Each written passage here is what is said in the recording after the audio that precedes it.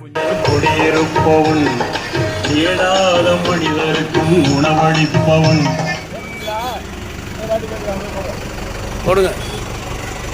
அஸ்ஸலாமு அலைக்கும்.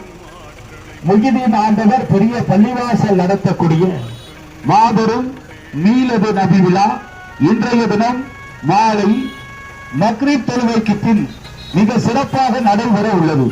இதில் சிறப்புரையாற்ற மௌலவி ஹெச்ஏ அகமது அப்துல் காதர் மதுலரி காயப்பட்டினத்திலிருந்து வருகிற இருக்கிறார்.